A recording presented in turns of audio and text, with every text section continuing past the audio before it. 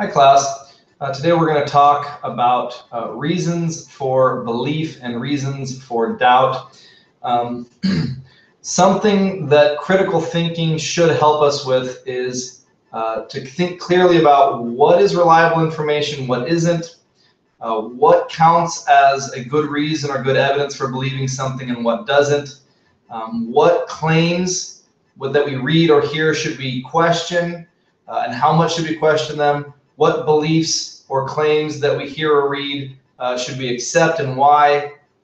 So trying to give some basic guidelines is helpful. So something that I think is important, there's a lot of good evidence to suggest that when you want to believe something or when you agree with something, right? We all have a worldview. We all have a set of beliefs. So many of you are Christian, so you're predisposed to think about Scripture as being true and authoritative, right? You already hold that, that God exists, that moral truths are universal because they come from God. They're not human creations or something. Many of you have political affiliations, either Democratic or Republican. People you like and don't like because of that, policies you like and don't like because of that.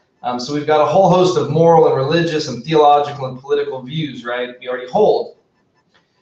If you want to believe something, if you already hold something to be true, when you hear information, when you read or hear something that aligns with you, right, that you tend to already agree with, or that at least it comes from someone that you would consider to be on your team, your political team, Republican or Democrat, your theological team, Christian versus Muslim or something, the question that you ask yourself is, can I believe this, right? Can I believe it? So it comes in, it's from someone I trust or I agree with, part of my team, it's information that is in line with some of my previously held worldviews or beliefs. I'll say, can I believe this? There's almost always a reason that you can find why you can believe it, right? In contrast, this is all humans, by the way, right? In contrast, if you hear a piece of information or you read it that you don't like or that you disagree with, or that it comes from someone who's on a team you don't like, Republican or Democrat or Catholic, Christian, Mormon, Muslim, something like that, someone on, right?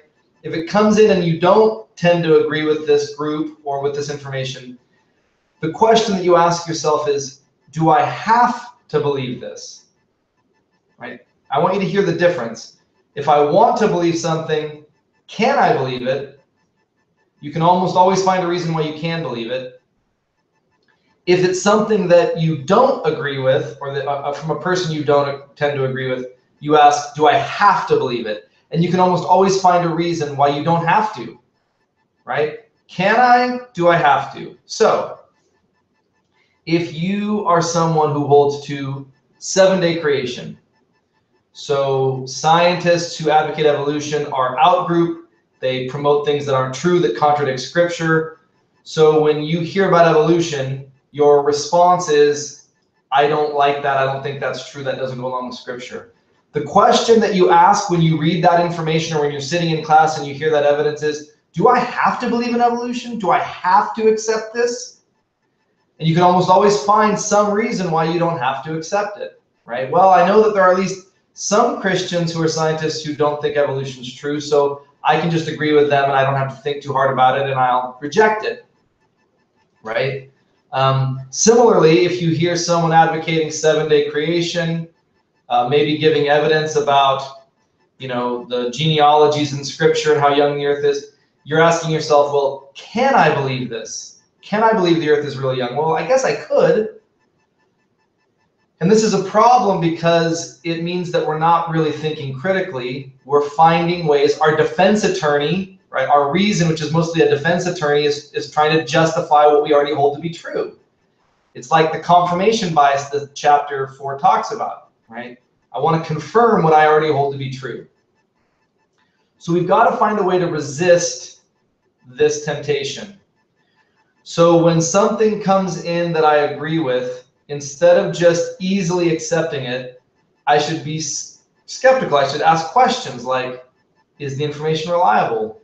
Does it come from experts? Is it peer reviewed? And by peer review, we mean things that are published that are reviewed by experts in the field to ensure that the information is accurate.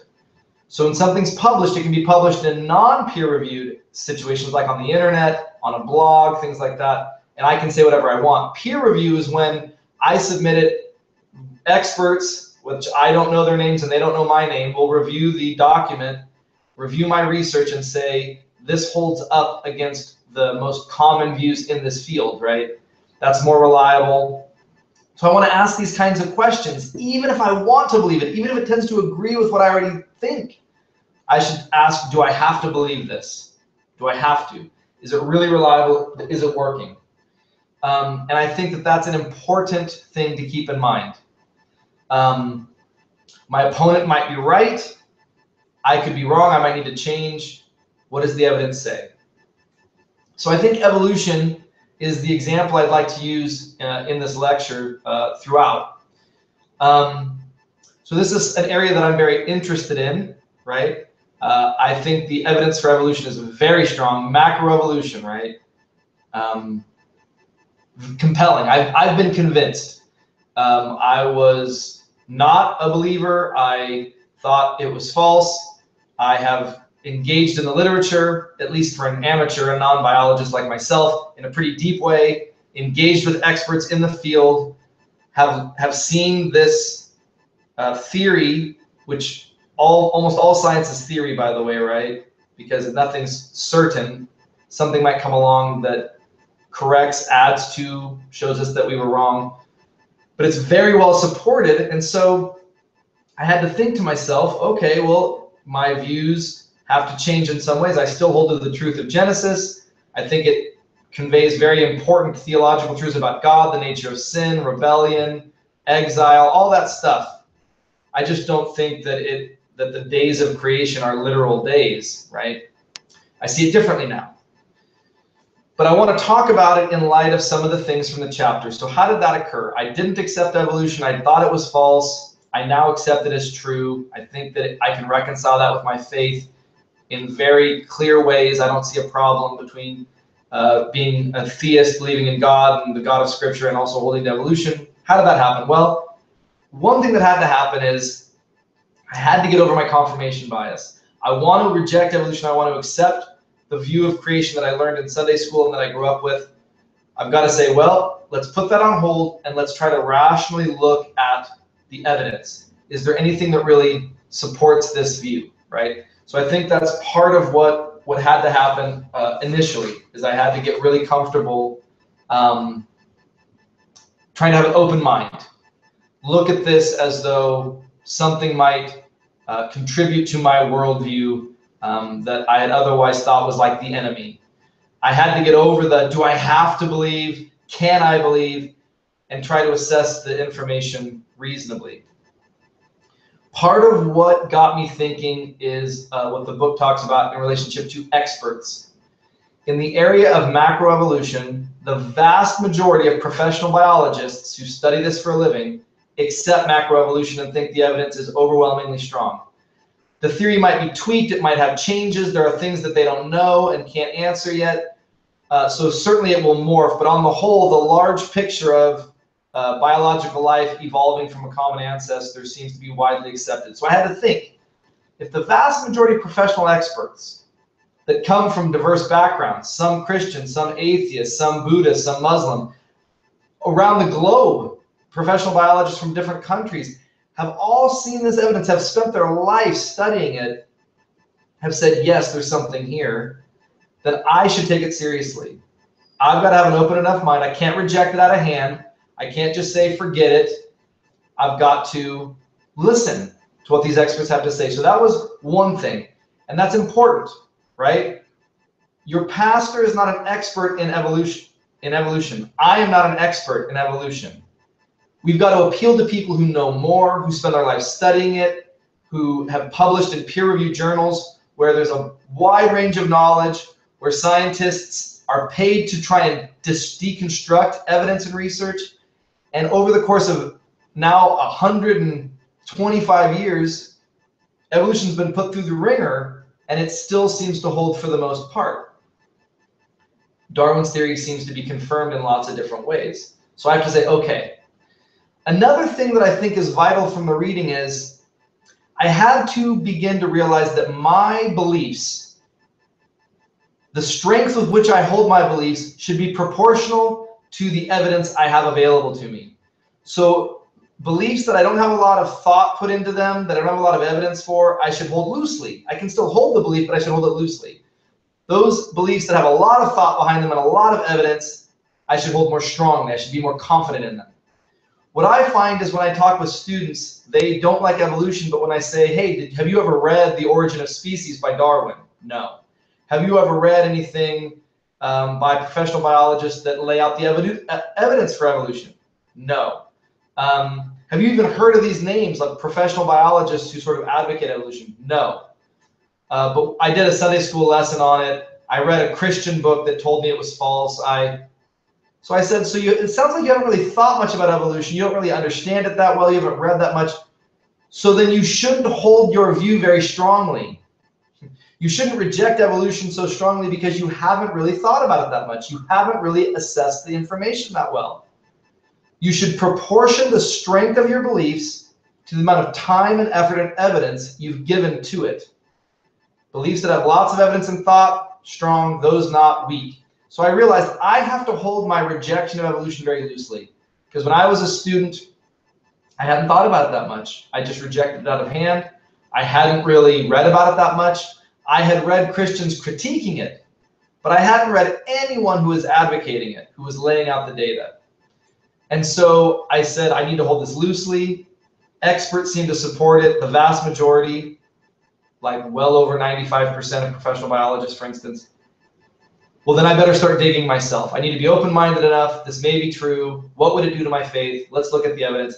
And over time, my beliefs shifted. And I'm so grateful, right, that I was a philosophy major who was learning about being open-minded, learning that the strength with which I hold a belief should be proportional to the data, learning about appealing to experts. And I think that was helpful. And maybe that will be helpful to you. My views of Scripture changed as a result. I'll give an example here. I had very strong views of Scripture and how it was to be interpreted, right? Like I would read it off the page. I would read it right into my 21st century American male context, and this must be what it meant.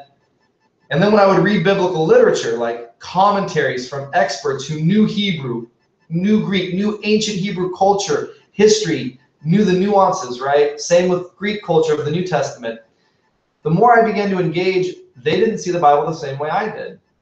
They looked at it differently. They interpreted it differently. They thought things had different meaning. And so I began to think, wow, well, if the majority of biblical experts interpret this or see this differently, then maybe there's something to be learned here. I need to submit to some of these experts, dig a little bit deeper, have an open mind.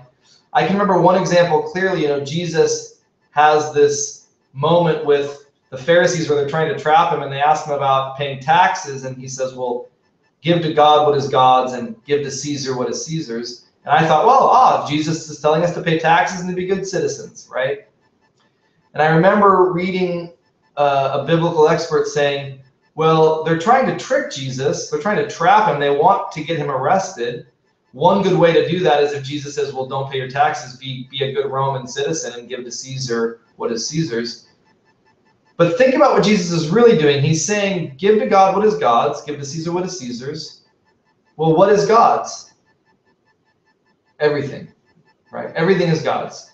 God creates everything from nothing. He speaks it into existence, and we are all God's. Everything that exists is God's. Well, if everything is God, everything belongs to God, what's left for Caesar? Nothing. Jesus is answering the question as they're trying to trap him in a way where he speaks the truth, and yet he's also not ready to get arrested yet. His time has not come. Everything is God's. Nothing's left over for anyone else. Our loyalty is always to God alone. And biblical experts really convinced me, like, oh, this makes sense. The way I just understood it on the surface, there's something deeper. Can I trust these experts? Can I allow them to crack my mind open so I can see things, can contemplate things? There are sometimes when I dig deeper and I think this doesn't make sense to me, this doesn't add up, but I'm at least open enough to do that, right?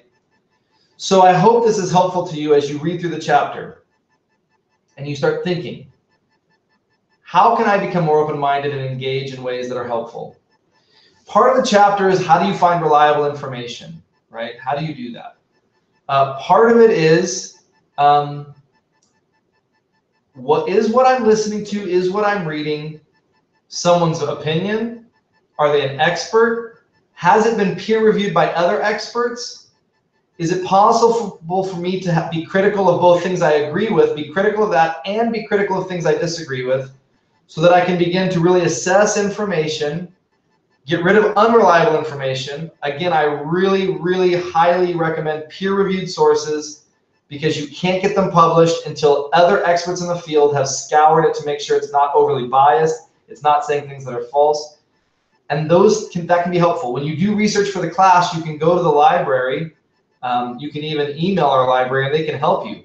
When you do research at NNU online, you can click a box, only bring up sources that are peer reviewed, and it gets rid of all the other stuff. So that's something that might be helpful. Again, climate change is another good example.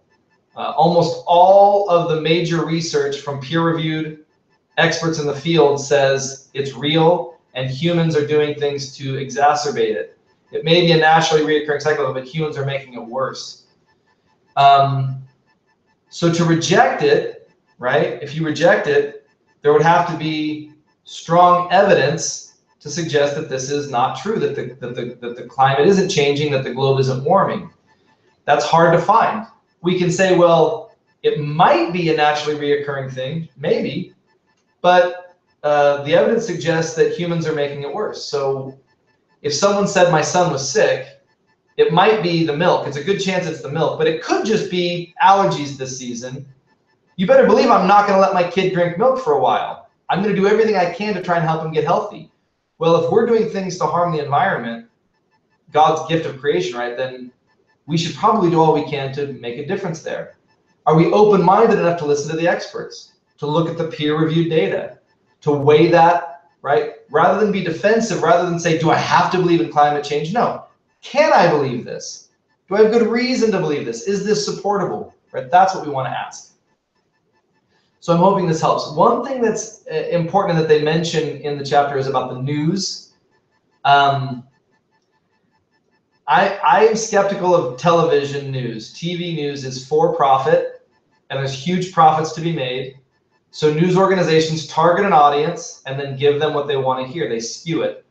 MSNBC is making a lot of money targeting liberals and then skewing the news in a particular way.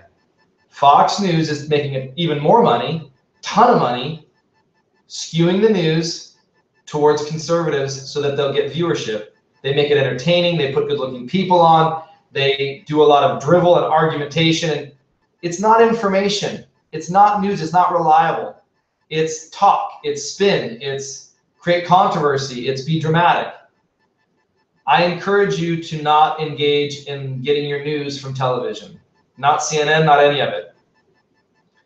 I think that there are great places. I think, like, I read a lot of things and listen to things on NPR, which is public. I try to use The Guardian, which is like a European news outlet. I try to read different perspectives, right, on the same news story to try and figure out what seems reasonable, what seems biased.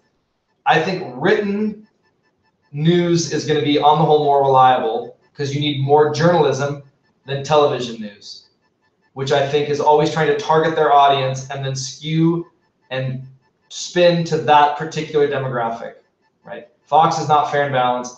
MSNBC is not fair and balanced. That's just not true. They are targeting an audience to get numbers, because the more numbers they get, the more they charge for commercials, the more money they make.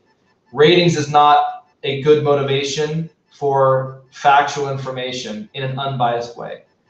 So I think that that's a place to start when you're looking for important, accurate information, is to avoid television and to go to reliable journalistic practices. It ends talking about persuasion in the media and in advertising. Critical thinking is not about persuasion. That's a twisting of critical thinking. Argument should not be to persuade. Argument should be to get to the truth. So advertising uses some critical thinking, often fallacies, things like that, to motivate you to buy something, to persuade you. But that's not about the truth. I can use critical thinking to get you to vote for me, to try to persuade you, but that's not about the truth.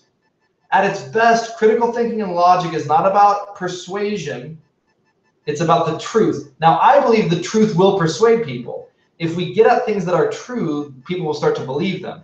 But the goal is not persuasion, the goal is truth. So, like with great strength comes great responsibility, with great power comes great responsibility, Spider-Man. We can use the tools of logic and critical thinking in evil ways to persuade and manipulate, but at its best, it's here to get us towards what is closer to the truth. I hope this is helpful. I will see you guys online.